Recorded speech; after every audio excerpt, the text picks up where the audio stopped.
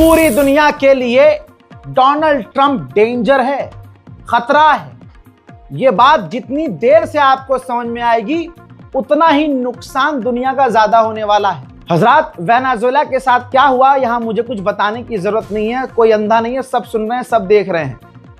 वो बात अलग है कि हमारी सरकार की इतनी हिम्मत नहीं हुई है, विपक्ष की पार्टियों ने घेरा है और बढ़िया करके घेरा है कि 2 बयान दिए हैं। दोनों बयान में अमेरिका के राष्ट्रपति का नाम तक लेने से, मतलब अमेरिका की सरकार का नाम लेने से भी घबराई है मोदी सरकार। ऐसे में डोनाल्ड ट्रंप की हिम्मत इतनी बढ़ गई है कि वो ऑन रिकॉर्ड लाइव दुनिया के सामने कह रहा है कि अब हमें अपने देश की सुरक्षा के लिए ग्रीनलैंड चाहिए। ऐसे तो फिर भारत में भी हमारे मोदी जी इतने मजबूत ताकतवर हैं इनमें हिम्मत, तो ये भी ऐसे ही करें। दोस्त है ना मोदी, तो ये भारत भी ऐलान कर दे कि हमें अपनी सुरक्षा के लिए पाकिस्तान चाहिए, नेशनल सिक्योरिटी के लिए हमें इस्लामाबाद पूरा चाहिए। है हिम्मत? नहीं है।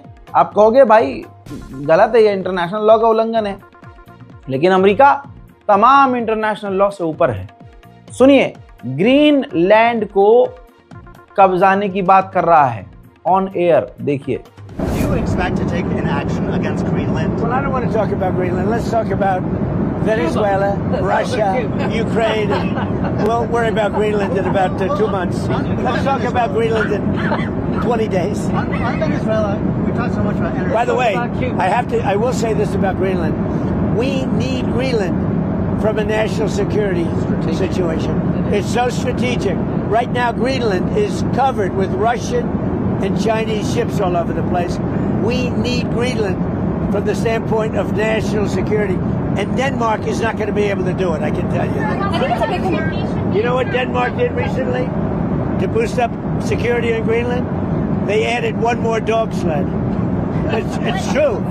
They thought that was a great move. I just say this. We need Greenland from the standpoint of national security. And the European Union needs us to have it. And they know that. I think there's some confusion about. इसके अलावा पत्रकारों के सवालों से ये clear हो गया है जो जवाब उन्होंने दिए। जो राष्ट्रपति अमेरिका के ट्रंप हैं, उन्होंने वेनेजुएला पर हमला सिर्फ तेल के लिए किया और बड़े बड़े उद्योगपतियों और कंपनियों से पहले बात करी, फिर उनको बताया कि भाई हम हमला करने वाले हैं। फिर हमला करने के बाद उन उद्योगपतियों से कहा कि हाँ भाई कर दिया मैंने काम, करना फंडिंग है हमें, मुझे ही बनाना हमेशा, और चले जाओगे ना, मोटा फायदा होगा। यही अंदाज है, यही उनका नेचर है। पत्रकार ने पूछा कि कोई कंपनी तेल की इस पूरे कांड के बाद है जो जाने वाली है वेनेजुएला? तो ट्रंप ने कहा कि हाँ बहुत सारी कंपनियां हैं। तो सामने से पत्रकारों ने पूछा कौन कौन सी कंपनियां? तो उन्होंने कहा बहुत सारी कंपनियां, लगभग सारी कंपनियां वेनेजुएला जाना चाहती हैं। सुनिए। Yes, I have. Which ones? Have you received any commitments? All of them, basically. Any commitments from the oil companies? They want to go in so badly. Did you speak with them before the operation took place? Yes. Did you maybe tip them off that? Before and after. And they want to go in. And they're going to do a great job for the people of Venezuela. मेरे दोस्तों, इसे कहते हैं तानाशाही, और पूरी दुनिया इस बात को देख रही है कि डोनाल्ड ट्रंप सत्ता के नशे में चूर तानाशाही पर उतरा हुआ है और कोई कानून नहीं मान रहा है। आगे उसने कहा कि हमारा तेल उन्होंने चुराया था। जैसे आपका रिएक्शन है ना मन मन में कि वेनेजुएला ने तेल, वही हमारा रिएक्शन कि वेनेजुएला ने तेल तो वेनेजुएला की जमीन से निकल रहा है, वेनेजुएला का तेल है, लेकिन कुछ है नहीं बोलने को, तो बिना हाथ पैर की बात बोल रहे हैं कि हमारा तेल उन्होंने चुराया था, हमारी प्रॉपर्टीज उन्होंने चुराई थी और हम किसी को भी ऐसा करने नहीं देंगे। और वहां की जो महिला राष्ट्रपति अब बनी हैं वो कुछ नहीं कर रही हैं हमारे लिए, और अगर उन्होंने हमारी बात नहीं मानी तो हम हमला फिर से करेंगे। और वहां के राष्ट्रपति को जो हम गिरफ्तार करके लाए हैं उसे किडनैपिंग कहना गलत होगा। We were prepared to do a second strike if we needed. We're totally prepared. But that's And off we're the still table. prepared. That's off the table now.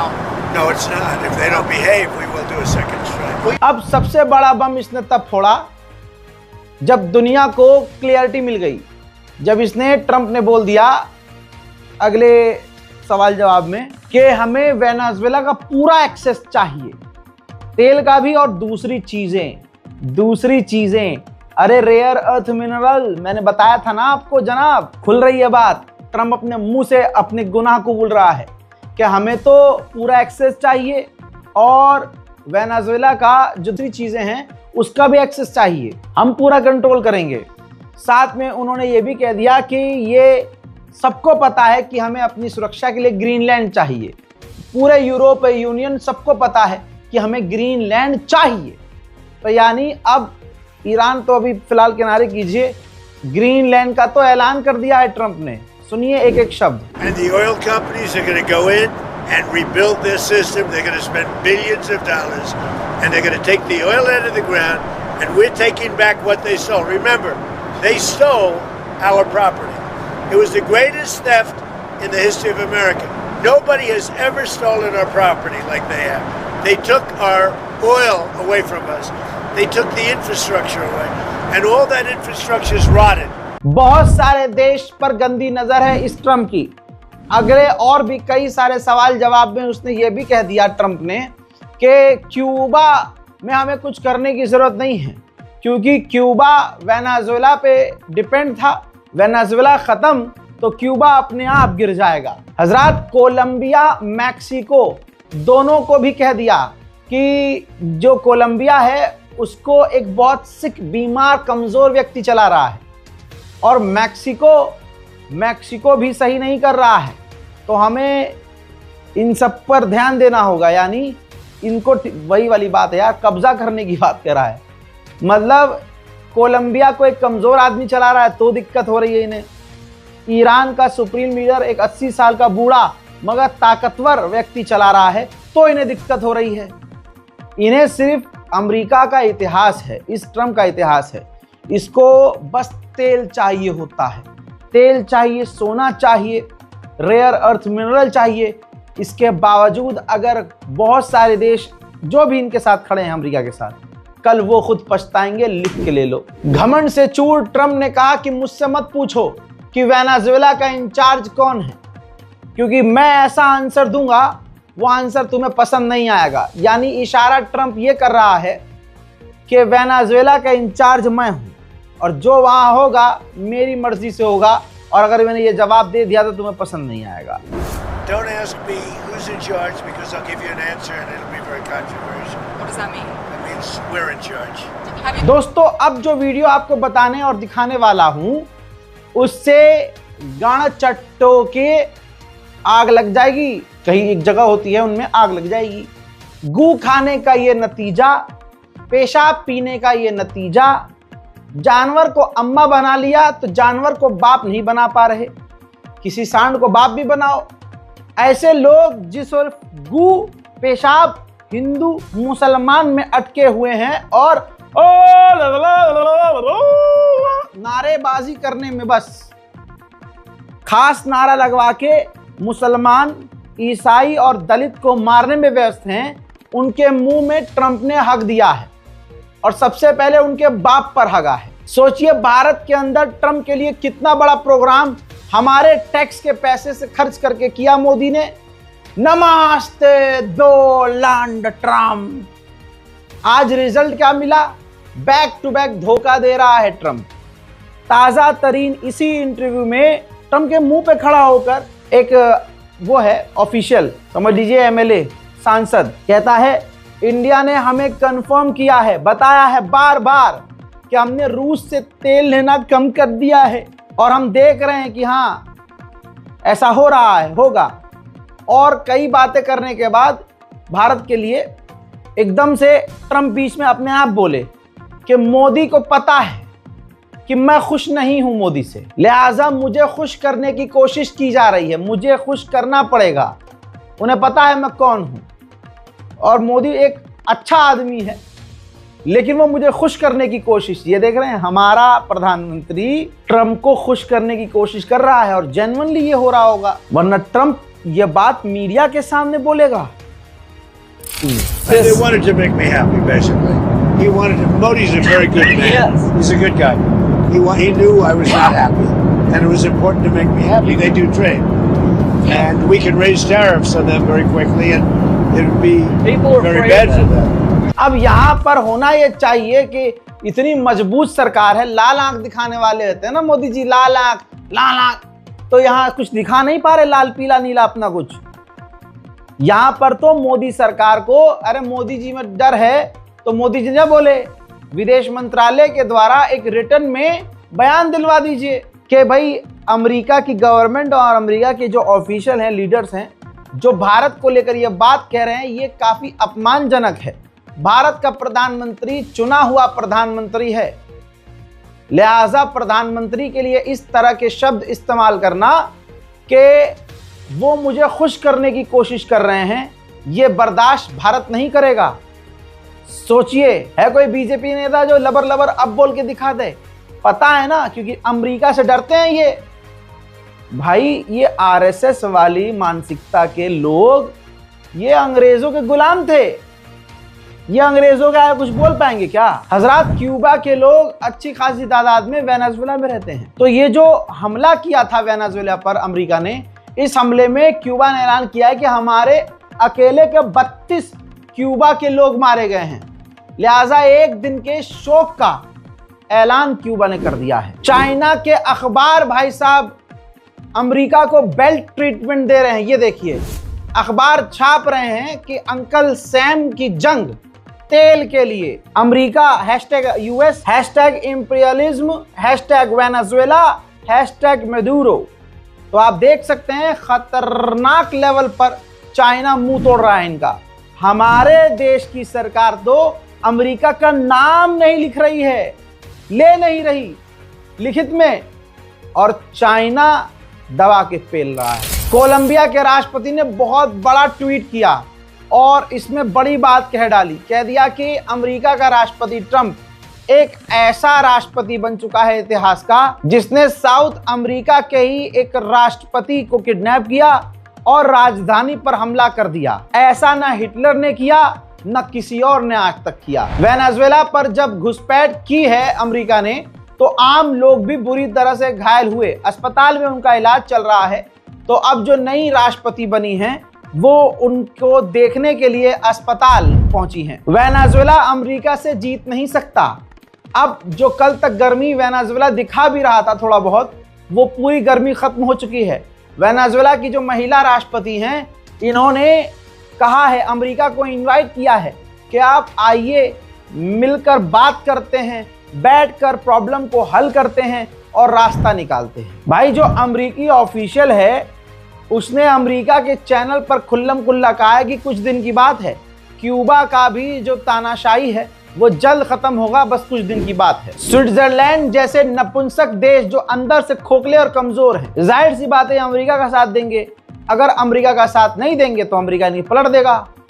तो अब स्विट्जरलैंड ने अमेरिका का साथ देते हुए, अपने आप को दिखाते हुए क्या किया, जो वेनेजुएला के राष्ट्रपति हैं और उनकी जो पत्नी हैं, उनकी कुछ प्रॉपर्टीज उन देश में थी स्विट्जरलैंड में, वो प्रॉपर्टीज को सीज कर दिया है स्विट्जरलैंड की गवर्नमेंट ने। स्लोवेनिया के राष्ट्रपति ने एक वीडियो जारी किया, ये है वो वीडियो। इसमें उन्होंने बड़ी बात कही और गीला करके डोनाल्ड ट्रंप को मारा है।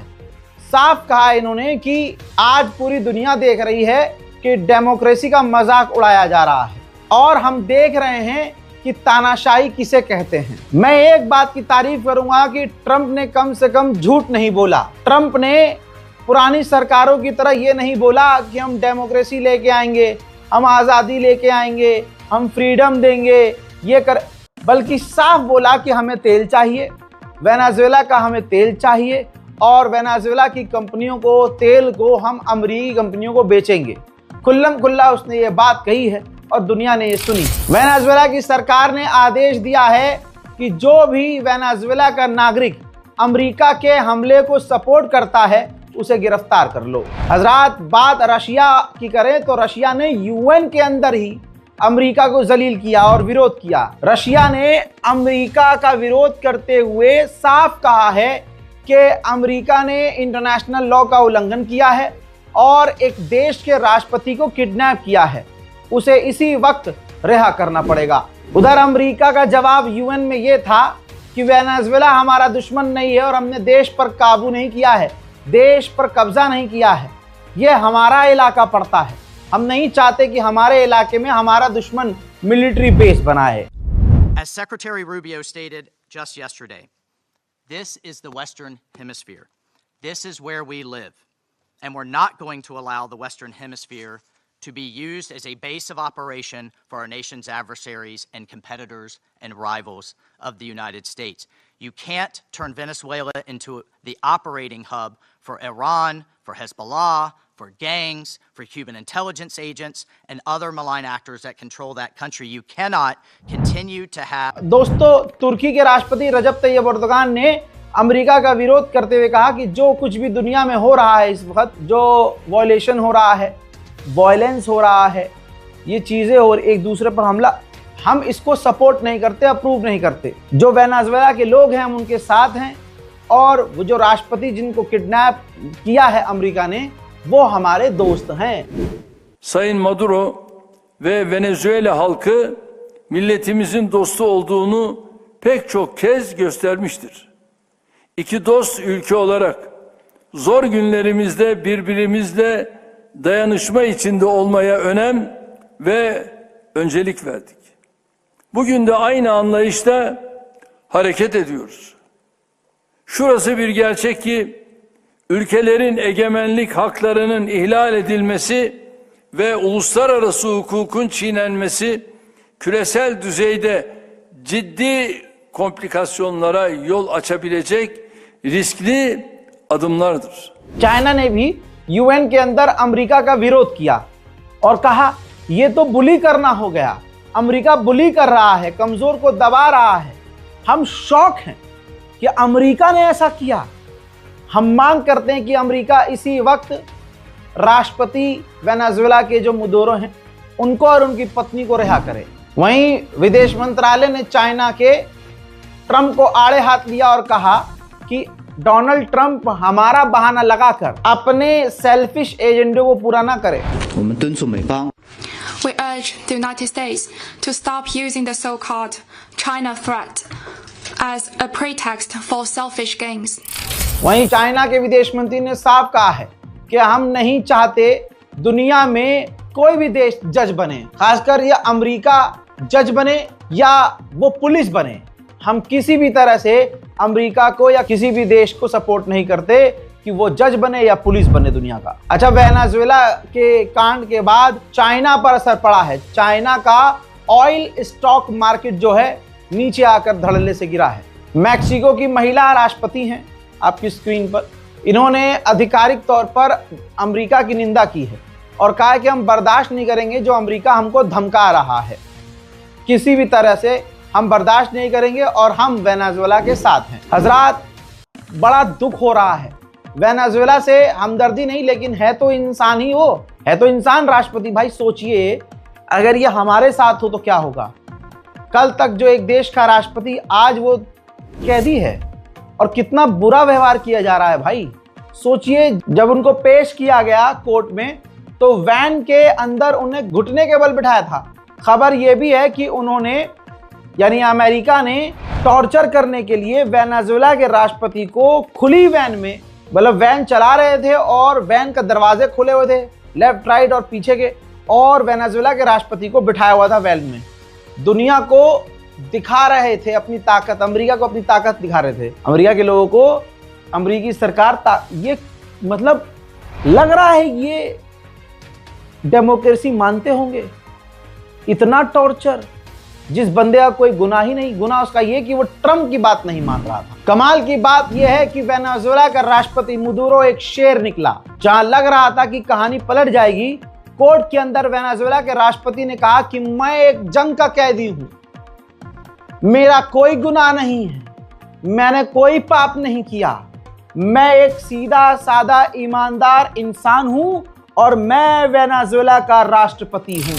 अच्छा, जो लॉयर मिला है उन्हें वेनेजुएला, बड़ा दुख हो रहा है मुझे बताते हुए और बड़ा दिल दुख रहा है। वेनेजुएला के राष्ट्रपति और उनके पत्नी के जो वकील हैं, उन्होंने कोर्ट में कहा है कि जो वेनेजुएला के राष्ट्रपति मुदुरो की पत्नी हैं, उनको पसलियों में गहरी चोटें आई हैं, ज़्यादा चोट आई है और उनको इलाज की जरूरत है।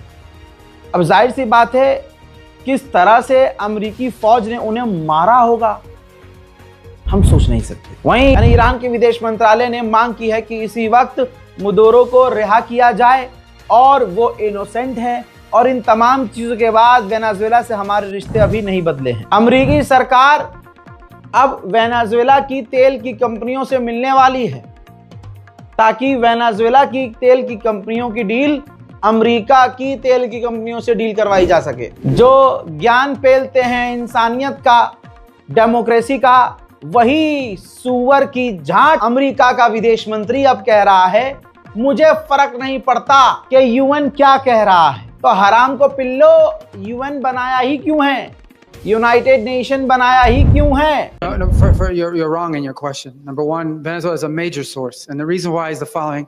And I've seen a lot of this reporting, and it's fake reporting, and I'll tell you why. It says that somehow Venezuela is not involved in the drug trade because the UN says they're not involved in the UN. I don't care what the UN says. The UN doesn't know what they're talking about.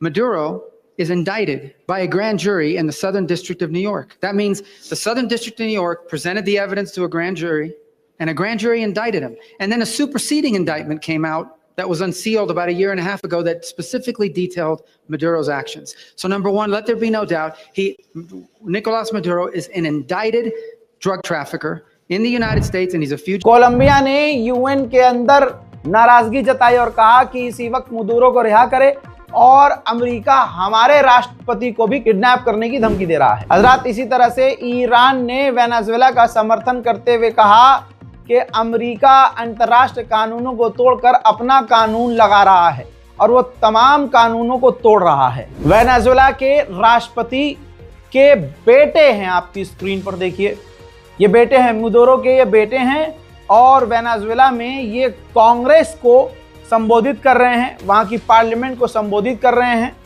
और इनको भी एक leader के तौर पर देखा जा रहा है। कोलंबिया के राष्ट्रपति ने गुस्से में बड़ी बात कह दी।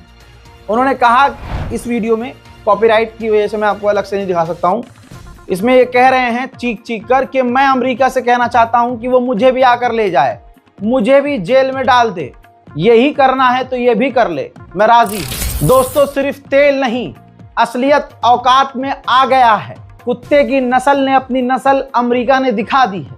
अमेरिका ने कहा है कि हम वेनेजुएला के बिटकॉइन और क्रिप्टो करेंसी को भी सीज करेंगे। वेनेजुएला की महिला राष्ट्रपति ने राष्ट्रपति पद की शपथ ले ली है। शपथ के दौरान वेनेजुएला के राष्ट्रपति मदुरो के बेटे साहब सामने नजर आ रहे हैं, और महिला राष्ट्रपति भी नजर आ रही हैं। हजरात, अमेरिका ने बहुत सारे वेनेजुएला के टैंकरों पर पाबंदी लगाई है। सैटेलाइट इमेज में 3 टैंकर नजर आ रहे हैं। इसके अलावा वेनेजुएला से कई सारे टैंकर तेजी से, जिन पर बैन लगा रखे अमेरिका ने, निकल गए हैं। तानाशाही किसे कहते हैं? इसे कहते हैं। बीबीसी साफ लिख रहा था कि वेनेजुएला के राष्ट्रपति को अमेरिकी गवर्नमेंट ने किडनैप कर लिया, तो बीबीसी को अमेरिका ने बैन कर दिया और कह दिया कि आप किडनैप वर्ड यूज नहीं कर सकते। उधर अमेरिका अपने दफ्तर और एम्बेसी वेनेजुएला में खोलने की तैयारी कर रहा है। उधर अजरबैजान का राष्ट्रपति इल्हाम अलियव, ये तोते की नाक वाला आदमी, ये तो मुझे लगता ही चूरन है। हमेशा से आर्मीनिया अजरबैजान की जंग में भी इसके बयान अजीब और गरीब होते थे। ये तोते की नाक वाले आदमी ने कहा है कि जो ट्रंप ने किया है ये बहुत प्रोफेशनल है। अब मैं कहता हूं, इस साले को कोई किडनैप कर ले और दूसरा कहे कि ये बड़ा प्रोफेशनल काम किया है, तो कैसा लगेगा? हजरात, ज्यादातर ऐसे ही देश, कमजोर देश, अमेरिका की यानी राष्ट्रपति डोनाल्ड ट्रंप की चापलूसी करते नजर आ रहे हैं। उधर ऐसा नहीं है कि अमेरिका में लोग शांत हैं। अमेरिका में इसी काम के खिलाफ, वेनेजुएला के खिलाफ जो ट्रंप ने किया है, उसके खिलाफ जबरदस्त प्रदर्शन चालू है।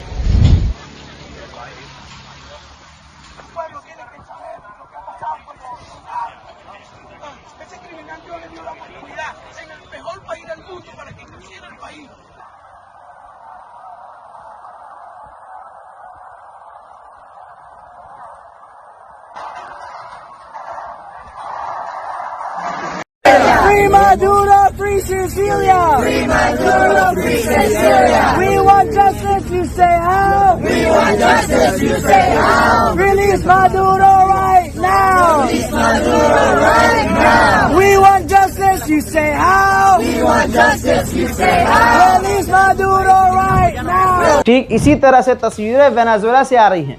वेनेजुएला में भी अमेरिका के खिलाफ प्रदर्शन तेज हो चुके हैं। दोस्तों, पनामा नाम तो सुना होगा, वहां भी अमेरिका के खिलाफ प्रदर्शन हो रहे हैं।